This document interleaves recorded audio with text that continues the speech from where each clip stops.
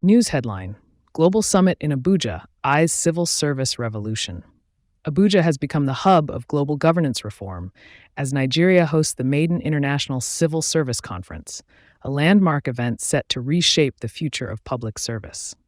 The event, to be declared open by President Bola Tinubu on June 26, 2025, seeks to address the bureaucratic nature of services to enhance productivity. The three-day summit, held in Eagle Square, drew stakeholders worldwide to exchange ideas on building a responsive 21st century civil service. The format for this session is our speaker will give some opening words, which is a short presentation, and I will be looking to you for as much engagement as possible in this opening session. We're going to be building on those words and talking about Civil servants from ministries, agencies, and parastatals flooded the venue, where exhibitions showcased innovations aimed at improving government efficiency.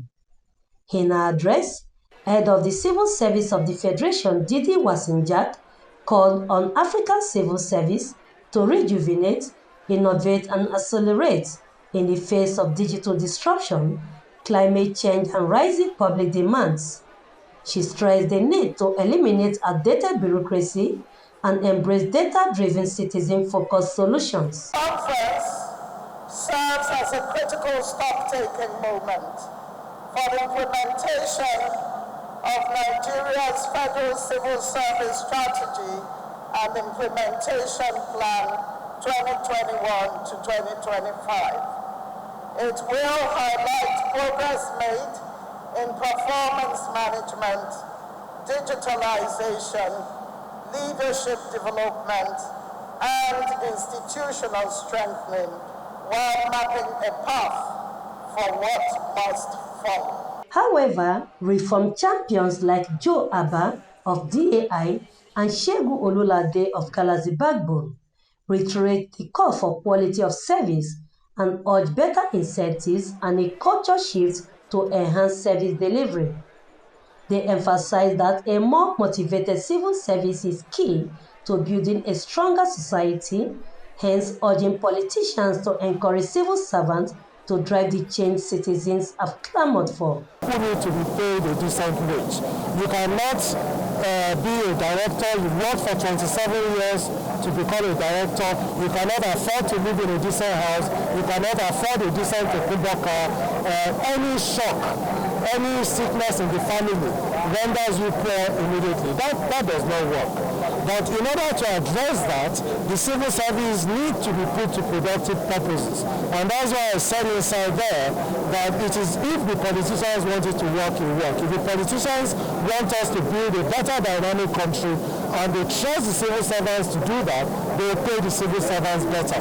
If they continue to see the civil servants as an inconvenient nuisance, then they will pay them as badly as they pay them now, and nothing will ever change. Generally speaking, Nigeria is ready, and Galaxy is playing a major role in this. We are one of the most kept secrets of this country in terms of the digital transformation.